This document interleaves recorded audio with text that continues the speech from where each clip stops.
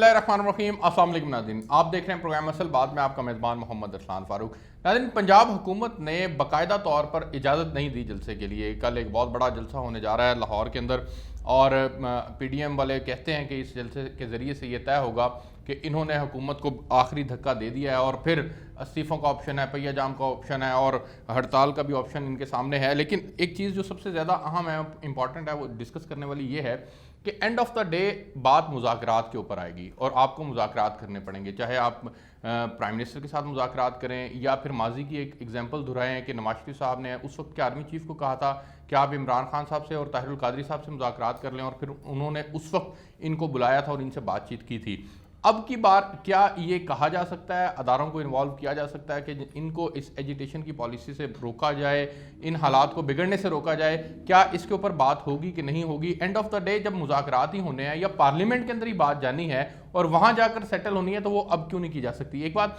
दूसरी बात यह है कि PDM वालों का मानना यह है कि वो सेनेट के इलेक्शंस तक जो है उसके इलेक्टोरल कॉलेज को डिस्टर्ब करना चाहते हैं, उस तक वो पहुंचना नहीं चाहते। अगर उससे पहले वो इस्तीफे दे देते हैं तो फिर इस्तीफे देने के बाद जाहिर है वो घर तो नहीं जाएंगे, वो एक बार फिर इमरान खान साहब तो रिज़ाइन करने के लिए तैयार नहीं है, और ये अगर रिज़ाइन कर जाते हैं तो इतनी बड़ी तादाद में 156 कौमी असम्बली की सीटों से रिज़ाइन होगा, सूबाई असम्बलियों से रिज़ाइन होगा। ये एक बहुत बड़ी तादाद है। लोकल पॉलिटिक्स के एतबार से भी उठाकर देखें, रीजनल पॉलिटिक्स के एतबार से भी उठाकर देखें, प्रोविंशियल पॉलिटिक्स के एतबार से भी उठा के देखें और नेशनल लेवल की पॉलिटिक्स के एतबार से भी उठा के देखें, तो ये तकरीबन तमाम स्टेजेस के ऊपर जो है वो रिज़ाइन करेंगे। और जब इतनी बड़ी तादाद के अंदर रिज़ाइन होगा तो फिर ये हुकूमत कैसे सर्वाइव करेगी, इसके ऊपर भी बात करेंगे। मेरे साथ तशरीफ़ रखते हैं रऊफ़ ताहिर साहब, सीनियर सहाफ़ी हैं, तज़कियाकार हैं। बहुत शुक्रिया सर आपका प्रोग्राम में ज्वाइन करने के लिए। उनके साथ तशरीफ़ रखते हैं सैयद तासीर मुस्तफ़ा साहब, सीनियर सहाफ़ी, तज़कियाकार। सर आपका बहुत शुक्रिया प्रोग्राम के अंदर ज्वाइन करने के लिए। ब्रिगेडियर रिटायर्ड गज़नफ़र अली साहब ने, तज़कियाकार हैं। सर आपका बहुत शुक्रिया, आपने मुझे ज्वाइन किया। मैं सबसे पहले रऊफ़ ताहिर साहब आपके पास आना चाहूँगा और आपसे जानना चाहूँगा सर, बाकायदा तौर पर पंजाब हुकूमत ने इजाज़त नहीं दी जलसे की। ज़ाहिर है जलसा जिस तरह से मुल्तान के अंदर हुआ, इस तरह की एक प्रैक्टिस यहाँ पर भी हो जाएगी। लेकिन सर एक तरफ कोरोना है, कोरोना के हालात हैं, एक तरफ अपोजिशन जो है इन कोरोना के हालात में जलसा करने के ऊपर बाजिद है। प्राइम मिनिस्टर ने स्पेशल रिक्वेस्ट भी की कि 2 माह के लिए मौखर कर दें, 2 माह के बाद इसको पॉलिसी को कर लें। अगर उनकी रिक्वेस्ट को मान लिया जाता तो इसमें हर्ज क्या था? देखिए, जहाँ तक सूबाई हुकूमत के इस फैसले का ताल्लुक है कि इजाज़त नहीं दी जाएगी, तो ये तो पहले से डिक्लेयर्ड पॉलिसी है। जनाब प्राइम मिनिस्टर साहब जो है पिछले दिनों एक से ज़्यादा बार ये बात कह चुके हैं। उन्होंने सियालकोट में भी ये बात कही। सीनियर एडिटरों से और कॉलम निगारों से 2 दिन पहले जिनकी मुलाकात हुई प्राइम मिनिस्टर हाउस में बनीगाला में, उसमें भी उन्होंने ये बात कही कि इजाज़त भी नहीं देंगे और रोकेंगे भी नहीं। दिलचस्प बात, इजाज़त भी नहीं देंगे, रोकेंगे भी नहीं, और जो साउंड सिस्टम और कुर्सियाँ मुहैया करेगा उसके खिलाफ मुकदमात भी बनेंगे। बिल्कुल। और या वो डीजे बट उस सिलसिले में अंदर भी हुए। वो भट्ट साहब जो है डीजे साहब, वो तो 4 दिन पहले बेचारे अंदर हो गए। खैर कानून की जमानत भी हो गई। और आप परसान एक बात देखें कि उसने जो रिहाई के बाद, जमानत के बाद जो गुफ्तगू की है, उनका मैं आज भी इमरान खान का टाइगर हूँ, ठीक है। पिछले 2014 में भी वो जेर हिरासत थे, गिरफ्तार किए गए कुछ देर के लिए, लेकिन उन्होंने कहा कि उस वक्त मेरे साथ जो सलूक किया गया और इस बार मेरे साथ जो सलूक किया गया, जो जिस्मानी तशद्दुद किया गया, जो नफ्सियाती तशद्दुद किया गया, यहाँ तक कि मेरी बहनों के नाम पूछे गए और पता नहीं क्या क्या धमकियाँ दी गई होंगी, उनका इससे पहले इसकी कोई मिसाल मौजूद नहीं है। और उसके साथ साथ उन्होंने कुछ उम्मीदों की बात भी की। लेकिन सर इंपॉर्टेंट ये है कि जो मैं आपसे जानना चाह रहा हूँ कि इमरान खान साहब की, प्राइम मिनिस्टर की रिक्वेस्ट को मानने में हर्ज क्या है? ये जो अब तक जलसे हुए उससे क्या एक मोमेंटम क्रिएट हो चुका है मुल्क के अंदर? एक फ़िज़ा ऐसी बन चुकी है कि जी आज गए इमरान साहब और कल गए, ऐसी मोमेंटम भी जब क्रिएट नहीं हुआ तो फिर PDM को 2 माह तक कोरोना को मद्देनजर रखते हुए जलसे मौखर करने में हर्ज क्या था? नहीं, इसके लिए तो वो दलाल दे चुके हैं। यानी आसिफ इकबाल इसमें अपना मौक़िफ़ बयान कर चुका है, कायरा साहब अपना मौक़िफ़ बयान कर चुके हैं, फजलुर रहमान साहब अपना मौक़िफ़ बयान कर चुके हैं कि वो क्यों जलसे मुलतवी नहीं कर रहे हैं।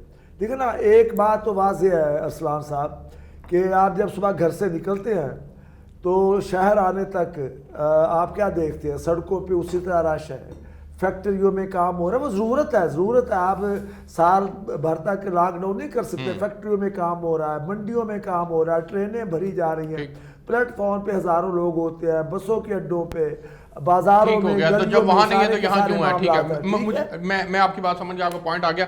صحیح تاثیر. مصطفیٰ صاحب, سر آپ کا کیا اس میں تجزیہ ہے, آپ کیا سمجھتے ہیں بہت ضروری ہے جلسے کرنا سر؟ ملک کے اندر اتنی انارکی پھیل چکی ہے, اتنے حالات برے ہیں, اس عوام کو انڈرسٹینڈنگ ہے جمہوریت کے متعلق, آئینی حدود کے متعلق, یہ بیسک انڈرسٹینڈنگ اس عوام کو موجود ہے, جو یہ جلسے کرنا بہت زیادہ ضروری ہے. جلسے کرنا ضروری ہے یا غیر ضروری ہے یہ تو ایک الگ بات ہے. بنیادی بات یہ ہے کہ جمہوریت میں جلسے جو ہیں وہ حسن ہے اور یہ اپوزیشن کا حق ہے, اور حکومتوں کی یہ ذمہ داری ہے کہ وہ جلسے کرنے دیں. یہ تو ہے ایک صورتحال کہ آئیڈیل صورتحال یہ ہوتی ہے کہ جمہوریت میں حکومت اور اپوزیشن جلسے کرتی ہے. دوسرا اس میں پہلو یہ ہے کہ جلسے صرف حکومت نہیں کر رہی, وزیر اعظم نے بھی تو جلسے کیے ہیں نا. حافظ آباد میں جلسہ کیا, انہوں نے ایک اور جلسہ کیا ہے ابھی 2-3 دن. کہتے ہیں کہ جب صورتحال زیادہ خراب ہوئی تو پھر اس کے بعد انہوں نے چھوڑ دیا. اب اس میں صورتحال یہ ہے جو میں سمجھتا ہوں کہ جلسے تو بہرحال اپوزیشن کرتی ہے, اس کا ہمیشہ حق ہوتا ہے, سوائے اس کے کوئی حالت جنگ ہو, ادروائز تو ہوں گے. اب اس کے لیے جو بہترین طریقہ تھا وہ یہ تھا کہ وزیر اعظم اس طرح کی پالیسی اپناتے کہ اپوزیشن مذاکرات کرتی اور اس کے لیے تیار ہو جاتی اس کرنے کے لیے. اب ایسی صورتحال تو نہیں ہے. حکومت کی یہ دلیل جو ہے یہ کوئی زیادہ مؤثر نہیں ہوئی کہ کرونا جو ہے اس کی وجہ سے جلسے ملتوی کر دیے. جب وزیر اعظم خود جلسے کرتے ہیں, ان کے وزراء جلسے کر رہے ہیں, اگر جلسے نہیں کر رہے تو جن تقریبات سے خطاب کر رہے ہیں ان میں بھی سینکڑوں لوگ موجود ہیں, تو اور وہاں کوئی احتیاطی تدابیر بھی نہیں ہے, SOPs کا خیال بھی نہیں رکھا جا رہا. تو وزیر اعظم اگر اپوزیشن جلسے کر رہی ہے اور وہ SOPs کا خیال نہیں رکھ رہی تو اس کے لیے کوئی قانون سازی ہے, کوئی قانون موجود ہے تو کرنے اس کے خلاف کارروائی.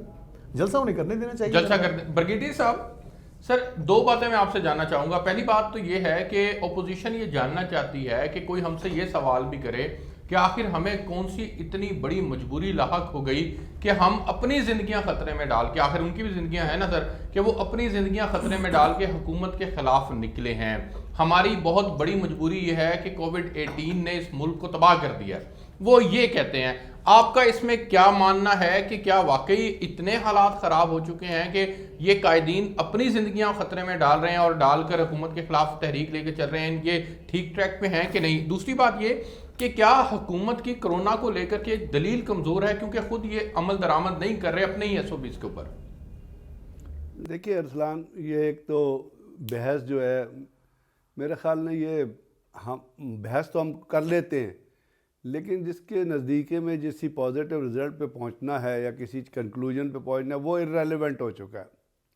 اس لیے کہ جیسے ابھی رؤوف صاحب نے فرمایا اور تاثیر صاحب کہہ رہے تھے کہ دو پارٹیاں ہیں, ایک اپوزیشن کی کچھ پارٹیاں ہیں اور ایک حکومت وقت ہے. پہلی بات تو یہ جان لیجئے گا کہ قائدین کی زندگی کو کسی قسم کا کوئی خطرہ نہیں ہے. They are very well protected. ان کے پاس پاکستان کے بہتر سے بہتر اعلیٰ سے اعلیٰ اجلاس کی, اعلیٰ سے اعلیٰ کیئر کی, اعلیٰ سے اعلیٰ دوائیوں کی سہولتیں موجود ہیں. اس تمام چیز میں اگر کوئی خطرے میں ہے تو وہ ہے وہ شخص جس کے پاس نہ اسپتال پہنچنے کا پیسہ ہے, نہ دوائی خریدنے کا پیسہ ہے, نہ اس کو کوئی پوچھنے جائے گا کل اگر وہ داخل ہوا تو, کیونکہ اگر کوئی قائدین داخل ہوئے تو ہزاروں لوگ پوچھنے جائیں گے, وہاں پہ لائن لگ جاتی ہے لوگوں کی, یہ جو سائن کر رہے ہوتے ہیں رجسٹروں پہ. تو یہ تو ارریلیونٹ ہے کہ قائدین کی زندگی کو خطرہ ہے. اس تمام تحریک کا اسٹرگل یہ ہے کہ فضل الرحمان جو ہے وہ اسمبلی میں الیکٹ نہیں ہوا.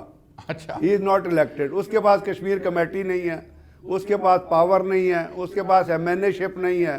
تو وہ بس وہ اس گریوینس میں تمام چیزیں جو ہیں وہ آگے چل رہی ہیں.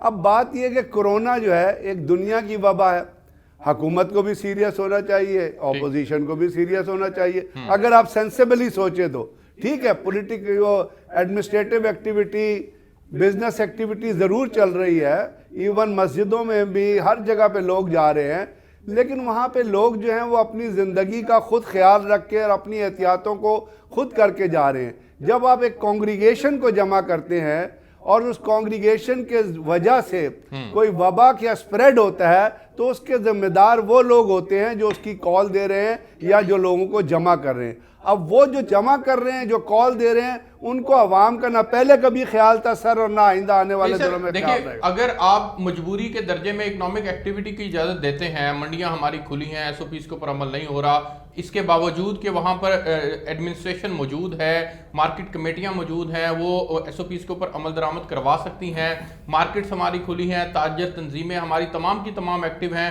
حکومت ان کے ذریعے سے ایس او پیز کے اوپر عمل درآمد کروا سکتی ہے, فیکٹریاں ہماری کھلی ہیں, ان کے اوپر عمل درآمد کروایا جا سکتا ہے, لیکن ان تمام سیکٹرز کے اوپر ایس او پیز عمل درآمد نہیں ہو رہے اور حکومت نہیں کروا رہی. وہاں پر حکومت ذمہ دار نہیں ہے, یہاں پر حکومت ذمہ دار نہیں ہے. سر یہ کیسے ہوگا پھر؟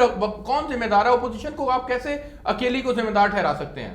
میں تو آپ کو کہہ رہا ہوں, یہ بحث ہی لا حاصل ہے نا, اسی لیے تو میں آپ سے عرض کر رہا ہوں کہ ہر چیز کا ایک کاؤنٹر آرگومنٹ موجود ہے, اور اس کاؤنٹر آرگومنٹ کے ذریعے آپ اپنی پلی کو لے کے آگے چلتے ہیں. اب تو سر کیا یہ پلی مضبوط نہیں ہے کہ حکومت اگر تمام سیکٹرز کے اوپر ایس او پیز مکمل طور پر عمل درآمد کروا دے تو پھر یہاں پر بھی اس کے پاس اخلاقی پوزیشن موجود ہوگی کہ ہاں ٹھیک ہے انہوں نے وہاں کروا دی ہے, یہاں کے اوپر بھی کروائیں پھر وہ, اور اپوزیشن کے کندھوں کے اوپر ذمہ داری آئے گی پھر. اب آپ کیسے ڈالتے ہیں اپوزیشن کے کندھوں پہ ذمہ داری؟ اس لیے ڈالتے ہیں کہ حکومت ایک پالیسی ایشو کرتی ہے تو اس کی ذمہ داری جو امپلیمنٹ کرنے کی اداروں کے ہیڈ پہ چلی جاتی ہے, اسی طرح اس ذمہ داری کو اپول کرنے کے لیے اپوزیشن کے کندھوں پہ چلی جاتی ہے. اگر ادارے کام نہیں کر رہے تو ادارے ذمہ دار ہیں, اگر اکنامک ایکٹیویٹی میں کام نہیں کر رہے تو اکنامک ایکٹیویٹی کے لوگ ذمہ دار ہیں. ہر ایک کا کوئی ذمہ دار ہے یا نہیں ہے؟ بالکل ہے.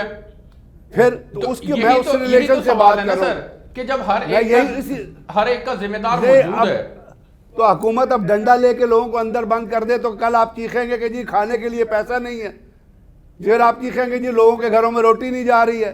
پاکستان میں 1 دن کا ہفتے 10 دن کا لاک ڈاؤن ہوا تھا, لوگوں کی چیخیں نکل گئی. قانون پر عمل درآمد کرنا اس کا وہ ڈنڈے کے ساتھ ہو, وہ ہوتا ہی ڈنڈے کے ساتھ ہے. ارسلان ہائپوتھیٹیکل باتیں نہ کریں, باتیں وہ کریں جو پریکٹیکل ہیں. جب اتنے سارے لوگ نکلیں گے باہر تو میرا خیال تو کوئی بھی حکومت, فرانس کی حکومت نے روک لیا اتنے دنوں سے, وہاں اپنا فسادات ہو رہے ہیں اور جھگڑے ہو رہے ہیں. انڈیا میں 15 لاکھ جو ہے وہ کسان جو ہے برطانیہ کے اندر بیٹھے, دوسری بار کر دیا لاک ڈاؤن, آپ بھی کر دیں. برطانیہ میں لوگ, برطانیہ نے لوگوں میں کیا, لیکن بہت سارے لوگوں کو جیل میں ڈالا اٹھا کے, اگر آپ نے موویز جی بالکل ڈالا, یہی تو عرض کر رہے ہیں. ٹھیک ہے نا, لیکن وہاں بھی 100% امپلیمنٹیشن نہیں ہوا. آپ یہاں پہ اٹھا کے ساروں کو جیلوں میں ڈالیں, پھر دیکھیں آپ بیٹھ کے کیسے گالیاں دیں گے حکومت کو. سر یہی تو عرض ہے کہ سوال پھر جمہوریت آ جائے گی. بریگیڈ صاحب سوال سیریسنس کا ہے کہ حکومت سیریس ہو کے دکھائے تو دیگر سیکٹرز بھی سیریس ہوں گے, اپوزیشن بھی سیریس ہو جائے گی. حکومت کیا کہے, حکومت کہہ تو رہی ہے کہ نہ کرو, لیکن کسی نے تو ذمہ داری اٹھانی ہے نا. میں اسی لیے تو آپ سے عرض کر رہا تھا کہ یہ بحث ہی لا حاصل ہے, کیونکہ اس کا نتیجہ کوئی نہیں نکلنا. ہر ایک نے اپنا کام خود ہی کرنا ہے, کوئی آپ کی بات سنے گا نہیں, کوئی حکومت کی, کوئی اپوزیشن کی کوئی بات نہیں سنے گا. یہاں پہ ایک ایسی لالیسنس آ گئی ہے. دیکھیے فزیکل کرپشن کا علاج ہوتا ہے, انٹلیکچوئل کرپشن کا کوئی علاج نہیں ہوتا. And we are passing through a phase of intellectual corruption. جی رائٹ سر. چیزیں اسی طرح چلیں. سر مجھے ایک بریک پہ جانا ہے, بریک سے واپس آتا ہوں تو پھر میں تاثیر رؤف طاہر صاحب سے پوچھوں گا کہ جب اینڈ آف دا ڈے ہم نے پارلیمنٹ کے اندر جانا ہے اور وہیں پر بات ہوگی, مذاکرات ہی اس کا ایک حل ہے, تو پھر ہم اس ایجیٹیشن کی پالیسی سے, اس ایجیٹیشن کے ماحول سے باہر کیوں نہیں نکل پا رہے؟ وزیر اعظم یا ان کے وزراء وہ کیوں آگے بڑھ کر کوئی مذاکرات کے لیے رستہ ہموار کیوں نہیں کر پا رہے؟ ایک بریک لیتے ہیں, میرے ساتھ رہیے گا.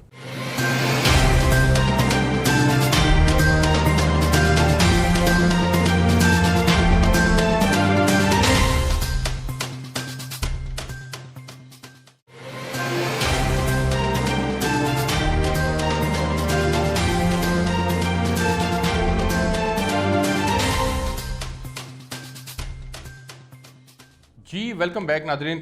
رؤف طاہر صاحب, جب اینڈ آف دا ڈے بات پارلیمنٹ میں ہوگی یا مذاکرات کے ذریعے سے ہوگی تو اس کیوس کی پالیسی, اس کیوس کے ماحول سے باہر نہیں نکلا جا سکتا؟ نہیں دیکھیں, پہلے تو میں ایک عرض کرنا چاہتا ہوں یہ کہ مولانا فضل الرحمان کے حوالے سے یہ بات کہنا کہ وہ انہوں نے ہر دور میں اقتدار کی پالیٹکس کی ہے, یہ غلط ہے سر. بالکل غلط ہے. اس کی روشن دلیل یہ ہے کہ انہوں نے مشرف کے ساتھ ہاتھ ملا لیا تھا. نہیں مشرف کے ساتھ وہ اقتدار کے بھوکے ہیں. مشرف کے ساتھ تو بہت سے نے ہاتھ ملایا. بریگیڈیئر صاحب He is hungry for power. Please. He is hungry for power. 1981 میں مولانا مفتی محمود کا انتقال ہوا. مولانا کہنا اس کو ٹھیک ہے. اس وقت وہ ایم آر ڈی تشکیل کے مراحل میں تھی اور مفتی محمود اس میں بہت ایکٹیو تھے. ایم آر ڈی کی باقاعدہ تشکیل سے پہلے وہ اللہ کو پیارے ہو گئے. اس کے بعد 81 سے لے کے جنرل ضیاء الحق صاحب کے 7 سال باقی ماندہ جو تھے 88 تک اس نے مولانا فضل الرحمان نے ایم آر ڈی کی پالیٹکس کی ہے. اور یہاں تک کہ ان کی جمعیت علماء اسلام جو تھی وہ 2 حصوں میں بٹ گئی. درخواستی گروپ جو حکومت کا حامی تھا ماشاء اللہ کا, اور مولانا فضل الرحمان اس گروپ کے لیڈر تھے کہ جو ضیاء الحق کے ماشاء اللہ کی مخالفت کر رہے تھے. اور ضیاء الحق کا ماشاء اللہ سر کوئی عام ماشاء اللہ نہیں تھا, گریٹ ضیاء الحق کا ماشاء اللہ. اور اس کے بعد آپ یہ دیکھیں کہ نواز شریف کے 3 ادوار تھے نا, ان میں سے ایک دور کے سوا اس نے اپنا فضل الرحمان جو ہے انہوں نے مخالفت کی اپنا نواز شریف کے دونوں ادوار میں.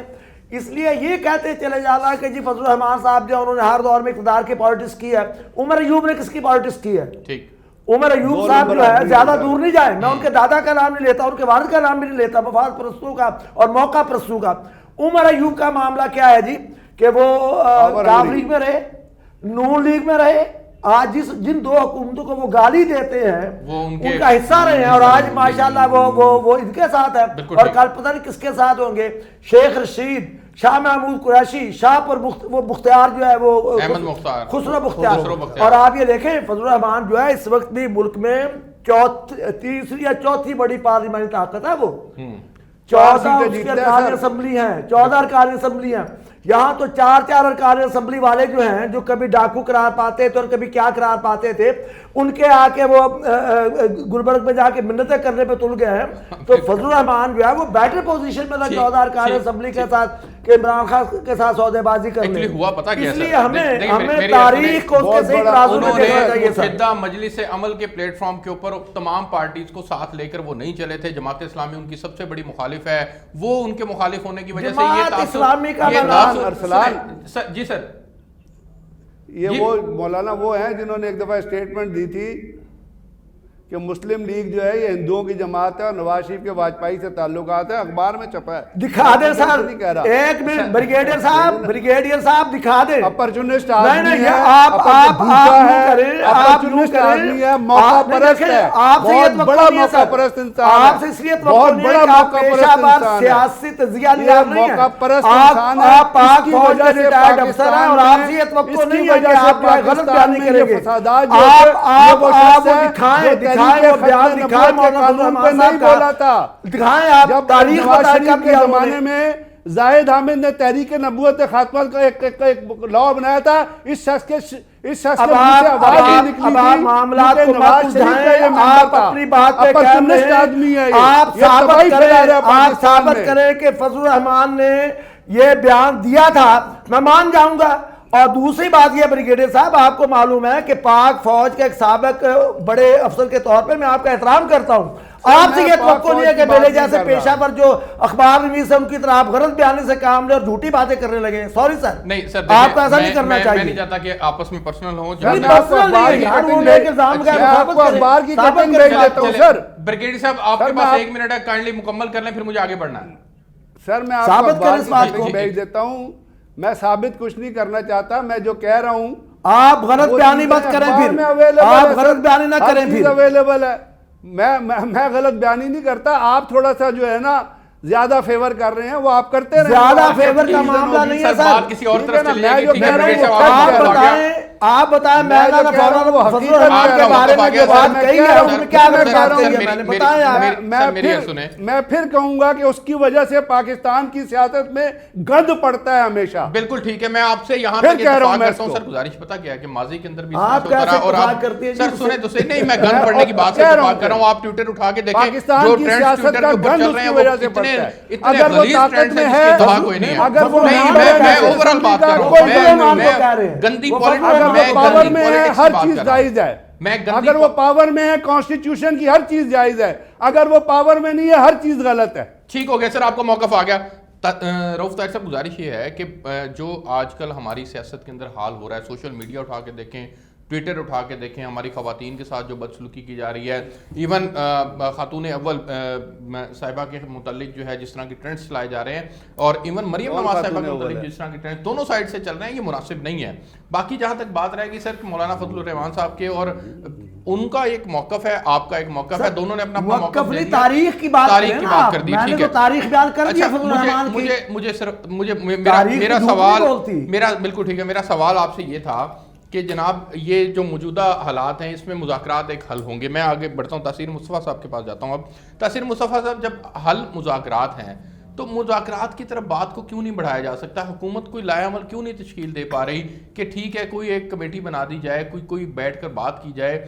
ماضی کے اندر بھی ہوتا رہا, ماضی کے اندر بھی عمران خان صاحب نے جب دھرنا دیا تھا تو اس وقت بھی مذاکرات ہوئے, اس سے پہلے جتنی تاریخیں, جتنے آپ تحریکیں اٹھا کے دیکھیں اس کے اندر بھی مذاکرات ہوئے. اب تک مذاکرات کا دروازہ کیوں نہیں کھولا گیا؟ یہ تو واقعی بڑا اہم سوال ہے اور اس پر حکومت اور اپوزیشن دونوں کو سوچنا چاہیے.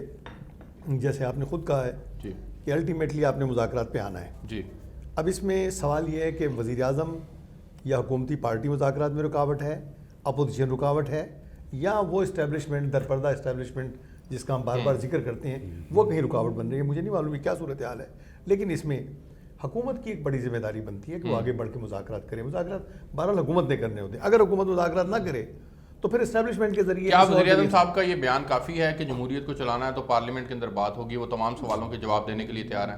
یہ بات تو درست ہے کہ ڈسکشن اور سارے معاملات پارلیمنٹ میں ہی طے ہونے چاہیے, لیکن اس کے لیے حکومت کو ایک سازگار فضا بنانی چاہیے, اپوزیشن کو بھی اس کا تعاون کرنا چاہیے. بدقسمتی سے نہ حکومت نے وہ سازگار فضا بنائی ہے, نہ اپوزیشن اس طرف جا رہی ہے, وہ بھی الٹیمیٹ اس کی طرف جا رہی ہے, کیونکہ مارچ میں جو سینٹ کا الیکشن ہے وہ اس کے اوپر دونوں کی نظر ہے, حکومت اور اپوزیشن دونوں. ظاہر ایسا نظر آتا ہے جیسے اپوزیشن نے یہ طے کر لیا ہے کہ انہوں نے مارچ تک حالات کو نہیں جانے دینا, اس سے پہلے کوئی نہ کوئی طریقہ کار انہوں نے اڈاپٹ کرنا ہے. وہ نہیں چاہ رہے کہ سینٹ کا الیکشن ہو اور حکومت کی اکثریت وہاں پر ہو جائے. جب وہ یہ نہیں چاہ رہے اور ان کی طرف سے ایک موڈ نظر آ گیا تو پھر دروازہ کھولنا تو مذاکرات کا حکومت کی ذمہ داری بنتی ہے نا.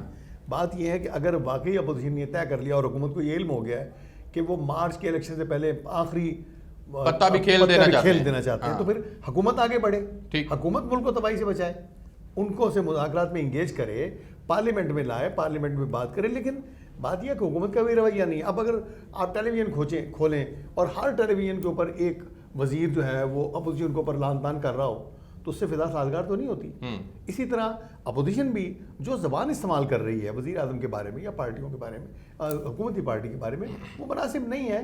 میرا خیال ہے ہمیں باقاعدہ ایک پارلیمانی زبان میں اور مہذب اور شائستہ زبان میں مذاکرات کو کوشش کرنا چاہیے. بریگیڈ صاحب, گزارش یہ ہے کہ اگر تباہی سے بچانا ہے اس ملک کو اس ایجیٹیشن سے نکالنا ہے تو اس کا بہترین حل مذاکرات ہیں.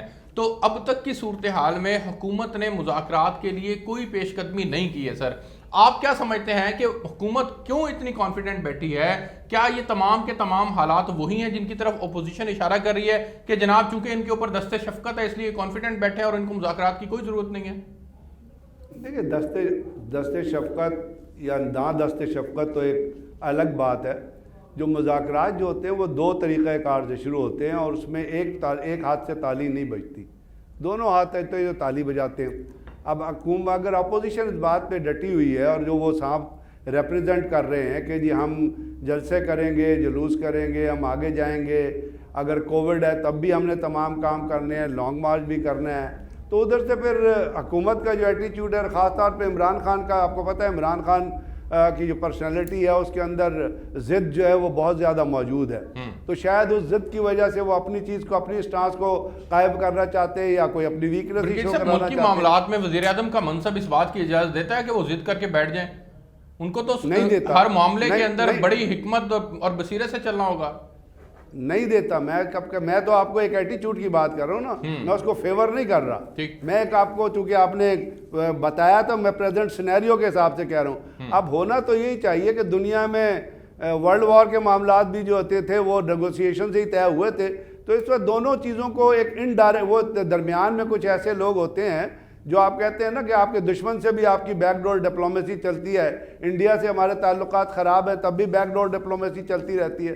تو یہاں بھی آئی وش کہ ہم بیک ڈور ڈپلومیسی چلے اور چل رہی ہوگی, لیکن چونکہ فی الحال دونوں اپنے سٹانس پہ جمے ہوئے ہیں، وہ کہتے ہیں کہ جی ہم استعفے دیں گے، گورنمنٹ یہ سوچتی ہے اگر استعفے آپ دے بھی دیں گے تو ٹیکنیکلی کانسٹیٹیوشنل، میں تو کانسٹیٹیوشنل ایکسپرٹ نہیں ہوں، لیکن جتنوں کو میں نے سنا ہے وہ یہ کہتے ہیں کہ اگر الیکٹورل کالج جو ہے وہ قائم رہا تو اسمبلی چل سکتی ہے، آپ کی لا میکنگ بھی ہو سکتی ہے، آپ کے وہ سینٹ جو ہے وہ ڈیزالو نہیں ہوتی ہے، اور یا اگر لوگ استعفے دے دیتے ہیں تو پی ٹی آئی سینٹ میں بھی اکثریت آتی ہے. یہ لا ایکسپرٹ کہہ رہے تھے، میں اس کا کوئی سوال یہ نہیں ہے، سوال اس سے آگے کا ہے. برگیڈیئر صاحب سوال اس سے آگے کا یہ ہے کہ اگر یہ استعفے دے دیتے ہیں، اسمبلی چلتی رہتی ہے، تو جو لوگ استعفے دیں گے کیا وہ گھروں میں آ کے بیٹھ جائیں گے؟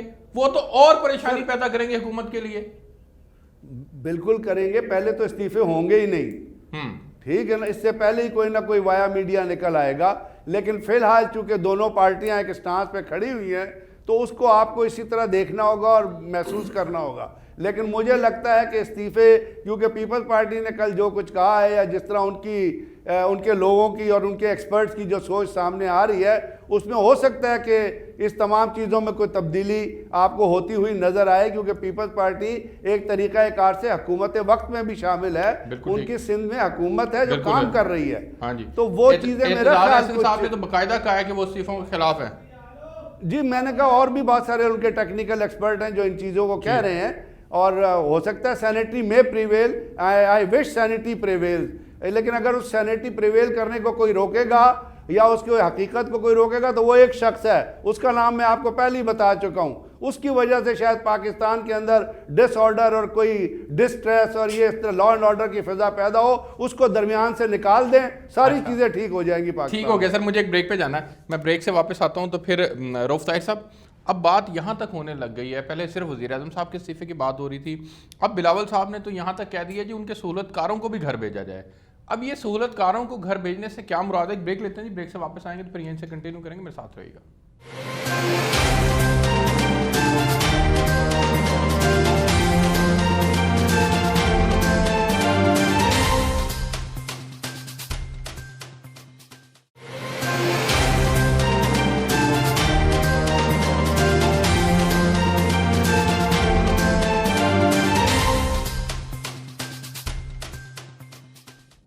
جی ویلکم بیک ناظرین. رؤف طاہر صاحب، یہ جہاں تک تو بات ٹھیک تھی، پالیٹکس کی بات تھی، آپ ایک سینیریو کی بات کر رہے ہیں جی ہم ان کو مانتے نہیں ہیں، یہ غیر جمہوری لوگ ہیں، غیر آئینی طریقے سے یہاں پر آئے ہیں، لیکن اب بات یہاں تک چلی گئی ہے کہ جی ان کے سہولت کاروں کو بھی گھر بھیجیں.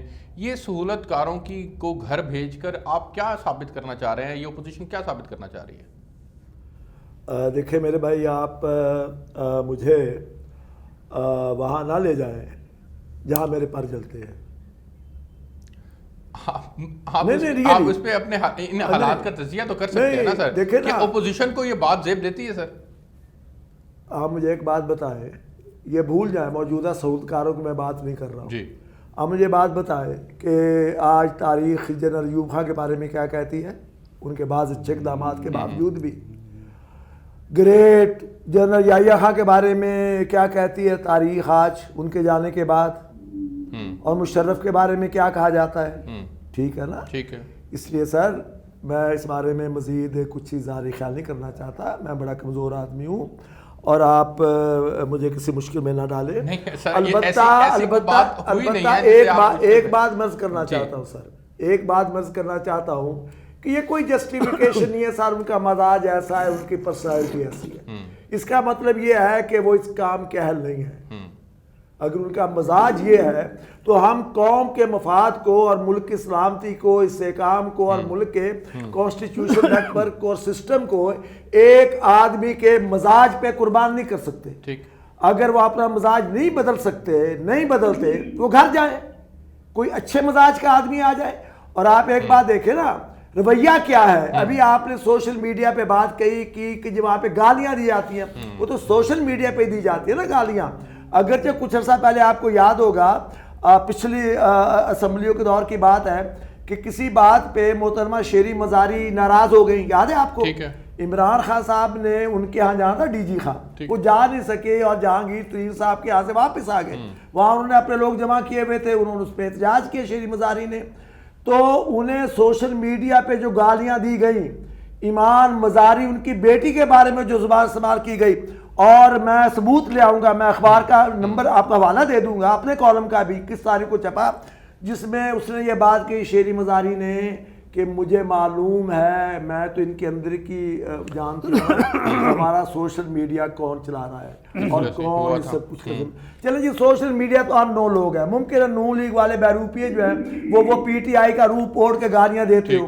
یہ خاتون محترم جنہیں عمران خان صاحب نے بھیجا ہے اپنا اسلام آباد سے آج کل لاہور آ گئی ہے ماشاءاللہ، کبھی وہ ٹائلیں توڑ رہی ہیں، کبھی فٹ بال کو ککیں لگا رہی ہیں اور کبھی کرکٹ کھیل رہی ہیں۔ بزدار صاحب کو ڈیفینڈ کرنے کے لیے بھیجا؟ نہیں، ڈیفینڈ کرنے کے لیے بھیجیں۔ آپ مجھے آج کا ان کے بیانات دیکھ لیں۔ پھولن دیوی کیا کہا؟ جی کہا، بالکل کہا۔ پھولن دیوی، مہارانی، راج کماری، کنیزیں، یعنی اندازہ کریں یہ زبان استعمال کی جا رہی ہے ٹی وی پہ آ کے، اور آپ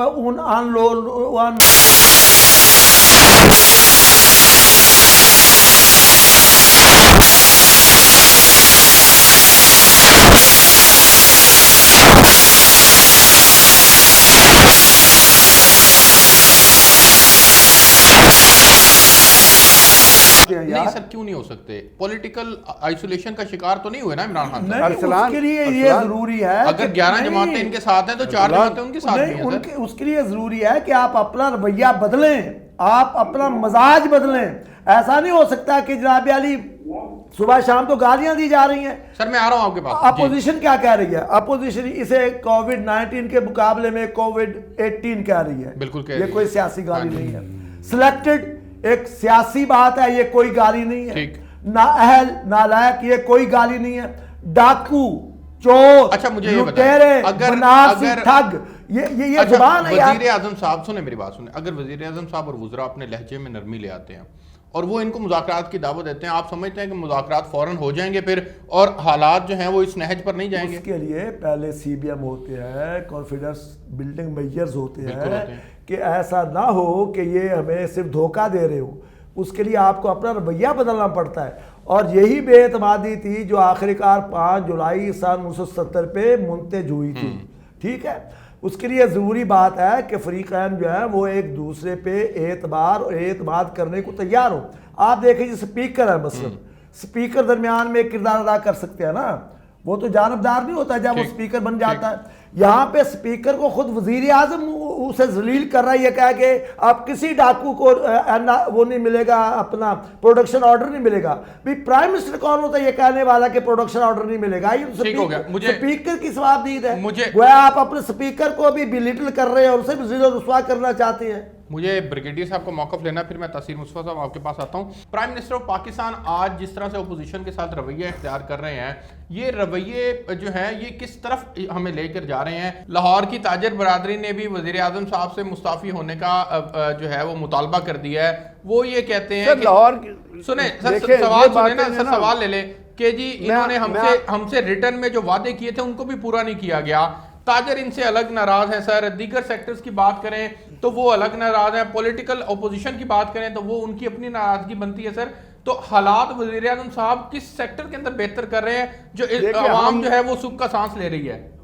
ارسلان، ایک تو ہم اس سے پہلے بہت سارے لوگوں سے ایک ریشنل سنتے آئے ہیں، اور وہ سیاسی لوگ ہیں جن سے ریشنل سنتے آئے ہیں، اور وہ ریشنل یہ ہے، اور جب پہلی حکومتیں تھیں جب بھی یہ ریشنل دیا جاتا تھا کہ جی حکومت 5 سال کے لیے الیکٹ ہوئی ہے، ان کو کام کرنے دے، 5 سال بعد عوام اپنا فیصلہ سنا دیں گے۔ میں تو یہ ریشنل سنتا آیا ہوں ہمیشہ، اور سیاسی لوگوں سے سنتا آیا ہوں، تجزیہ کاروں سے سنتا آیا ہوں۔ جب ہم پرانے زمانے میں کسی حکومت کی مخالفت کرتے تھے، وہ کہتے تھے یار کیوں کرتے ہو، 5 سال دیے نا عوام نے تو 5 سال چلنے دو۔ اب یہ تو کوئی ریشنل نہیں ہے کہ جی آپ درمیان میں کہیں اس طرح تو کل کو جو حکومت آئے گی پھر کوئی اور کھڑا ہو جائے گا، تو you want to create a wrong president, تو کر دیجئے پھر، اگر کرنا چاہتے ہو تو کر دیجئے، لیکن یہ یاد رکھیے کہ کل کو جو پارٹیاں آج یہ کام کریں گی کل کو انہوں نے بھی پاور میں آنا ہے۔ تو جیسے عمران خان نے دھرنا دیا تھا تو پاکستان میں دھرنے کی ٹیکٹس چل پڑی، اب ہر آدمی دھرنا دے کے بیٹھ جاتا ہے، اس سے پہلے دھرنا نہیں دیتے تھے لوگ۔ تو غلط چیز چلی, غلط روایت قائم ہوئی, وہ روایت کنٹینیو کر رہی ہے. آج آپ اگر اس روایت کو قائم کریں گے تو یہ آنے والے دنوں میں آپ کو اسٹیبلٹی نہیں لے کے آئے گی. You have to think futuristic. Right sir, آپ کو موقف آ گیا, آپ کو موقف آ گیا. تاثیر مصطفیٰ صاحب, 5 سال کی طرف بات کو جانا چاہیے. اب یہاں بات ہو سکتی ہے کیا اپوزیشن کے ساتھ اگر 5 سال کے مینڈیٹ کی بات کی جائے تو آپ کو لگتا ہے کہ وہ اس ماحول میں مان جائیں گے؟ وہ مانے یا نہ مانے, 5 سال کا عرصہ پورا ہونا چاہیے. جو کانسٹیٹیوشن نے جو رائٹ دیا ہے کہ جو الیکٹ ہو گئی حکومت, جیسی بھی غلط یا صحیح, اس اپوزیشن کے خیال میں یہ سلیکٹڈ حکومت ہے, ٹھیک, اور اس حکومت کے خیال میں پچھلی حکومتیں سلیکٹڈ تھیں. دونوں کا الزام ایک ہی جیسا ہے, ٹھیک, اور دونوں کی بہتری اسی میں, اور ملک و قوم کی بھی بہتری اسی میں کہ حکومت 5 سال اپنے پورے کرے. 85 کے بعد اسٹیبلشمنٹ نے کھیل یہ کیا کہ اسمبلی کو نہیں چلنے دیا. 2002 کے بعد اس نے نیا کھیل شروع کر دیا, وزیر اعظم کو 5 سال پورے نہیں کرنے دے. ان وزیر اعظم کو بھی 5 سال پورے کرنے دینے چاہیے, اور اپوزیشن کو موقع دینا چاہیے کہ انہوں نے جتنی خرابی کرنی کر لیں تاکہ انتخاب میں اپوزیشن کو فائدہ ہو جائے. اس وقت جو صورتحال ہے, دیکھیں جو یہ صورتحال بن رہی ہے, اگر یہ خدا نخواستہ بڑے خطرناک موڑ پہ چلی جائے تو آپ کا کیا خیال ہے؟ اپوزیشن کو فائدہ ہو جائے گا اس سے؟ حکومت تو گر جائے گی, اپوزیشن کو بھی کوئی فائدہ نہیں ہوگا. ماضی کے سارے تجربات یہ بتاتے ہیں کہ ایسی صورت میں اپوزیشن کو بھی نقصان ہوتا ہے, جمہوریت ڈیریل ہو جاتی ہے, انتخابات لیٹ ہو جاتے ہیں, اور پھر اپوزیشن بھی انتظار میں کھڑی ہوتی ہے, اور وہی اپوزیشن جو ہے اس کو وہ کچھ کرنا پڑتا ہے جس کے خلاف وہ پہلے جدوجہد کر رہی ہے. سر یہ اونٹ کس آدھی بات ہے سر, جی پلیز. آدھی بات میرے بھائی نے کہی ہے, تاثیر مصطفیٰ نے آدھا سچ اور آدھا سچ جنرل صاحب نے بولا ہے. جمہوریت میں دونوں مینڈیٹڈ ہوتے ہیں جی. حزب اختلاف کو مینڈیٹ ہوتا ہے عوام کی طرف سے کہ وہ اختلاف حزب اختلاف کے طور پہ تنقید کرے, حکومت کا محاسبہ کرے. ویٹنگ ان گورنمنٹ ہوتے ہیں سر وہ. لیکن اگر پرائم منسٹر صاحب جو ہیں وہ واشنگٹن میں کھڑے ہو کے یہ کہیں میں جا رہا ہوں اور جا کے ان کے وہ اترواؤں گا, اے سی اترواؤں گا اور فریج اترواؤں گا, اور منہ پہ ہاتھ پھیر کے گئے تو یہ مجھے جانتے نہیں ہیں, اور جھوٹے مقدمے بنائیں. آپ بلی کو بھی اگر دیوار کے ساتھ لگا دیں گے نا, اور اس کی روشنی اور روشن دان اور کھڑکی کو دروازہ نہیں کھلا رکھیں گے, وہ بھی آپ کے چہرے کو. تو اس لیے سر مینڈیٹ صرف حکومت کا 5 سال کا نہیں ہے, حکومت اپوزیشن کے مینڈیٹ کو تسلیم کرے کہ اس کا حق ہے کہ وہ اختلاف کرے, تنقید کرے, اور کبھی کبھی زیادتی بھی کر جاتی ہے اپوزیشن, دنیا بھر میں ہوتا ہے. لیکن یہ نہیں ہو سکتا کہ حکومت جو ہے سلیکٹڈ ہے یا الیکٹڈ ہے وہ اپوزیشن کو دیوار کے ساتھ لگا دے اور کہے جی کہ ہم 5 سال پورے کریں گے. آپ کے خیال میں 5 سال نہیں ہونے چاہیے پورے؟ میں کہہ رہا ہوں کہ اپوزیشن کا مینڈیٹ بھی تسلیم کریں کہ وہ مینڈیٹڈ ہے, اس کا بھی حق ہے, اس کا جعلی مقدمے نہ بنائیں. جی بریگیڈیئر صاحب, میں یہی کہنا چاہتا کہ اپوزیشن جو کرتی ہے اس کو کرنے کی اجازت ہونی چاہیے, لیکن گورنمنٹ کا مینڈیٹ اپنی جگہ یا گورنمنٹ کا رول اپنی جگہ جو ہے اس کا جو احترام کرنا وہ بھی اپوزیشن کا ہی فرض ہوتا ہے. باقی ان کی اپنی, جیسے آپ نے کہا گورنمنٹ ان ویٹنگ, تو وہ اپنی جو انیشیٹو لینا چاہتے ہیں اور گورنمنٹ کو ایکسپوز کرنا چاہتے ہیں وہ ان کا جمہوری حق ہے. آپ کہیں کہ جی گورنمنٹ کو گرا دیں اور ہمیں حکومت دے دیں کیونکہ ہم حکومت میں نہیں, یہ بھی نہیں ہونا چاہیے. ٹھیک ہو گیا, یہ نہیں کہہ رہے اپوزیشن, یہ نہیں کہہ رہے حکومت ہمیں دے دیں, وہ کہہ رہے ہیں کہ فیئر الیکشن کروا دیں. جی فیئر الیکشن تو 5 سال بعد ہوں گے نا ارسلان. جی رائٹ سر, 5 سال کے بعد ہوں گے, بالکل ایسا ہی ہے. فیئر الیکشن روزانہ تو الیکشن نہیں ہو سکتے نا. جی بالکل ایسا ہی تو نہیں ہے کہ روزانہ الیکشن کرا دیں ایک شخص کے کہنے پہ. ایک شخص چونکہ الیکٹ نہیں ہوا ہے نیشنل اسمبلی میں تو اس کے کہنے پہ الیکشن کرا لیں. جی رائٹ, کیا یہ ہپوکریسی ہے؟ سر نہیں ہونا چاہیے, نہیں ہونا چاہیے, بالکل ٹھیک ہے. جی تاثیر, میں کہنا یہ چاہ رہا تھا جو رؤف صاحب نے جس طرف اشارہ کیا وہ یہ ہے کہ یہ ٹھیک ہے کہ حکومت کا اگر مینڈیٹ ہے تو اپوزیشن کا بھی مینڈیٹ ہے, لیکن حکومت تو کہہ رہی ہے ہمیں 5 سال کے لیے کام کرنے دو, اپوزیشن اس کا 5 سال کا مینڈیٹ تسلیم نہیں کرتی. کیا آپ سمجھتے ہیں کہ حکومت جو ہے وہ اپوزیشن کے ساتھ وہ سلوک کر رہی ہے؟ نہیں, وہ سلوک نہیں کر رہی, وہ سلوک نہیں کر رہی. جی رؤف صاحب, وہ سلوک نہیں کیا جا رہا, وہ سلوک غلط ہے جو کیا جا رہا ہے. بالکل ٹھیک ہے, احتساب جو ہے وہ اکراس دی بورڈ ہونا چاہیے اور دیگر معاملات میں بھی دیوار کے ساتھ نہیں لگانا چاہیے. یہاں تک آپ سے اتفاق کرتے ہیں. بریگیڈیئر صاحب آپ کا بہت شکریہ, رؤف طاہر صاحب آپ کا بہت شکریہ, تاثیر مصطفیٰ صاحب آپ کا بہت شکریہ. ناظرین آپ نے پروگرام دیکھا, اتنا ہی. آپ سے نیکسٹ ویک ایک نئے پروگرام کے ساتھ ملاقات ہوگی. مجھے اجازت دیجیے, اللہ حافظ.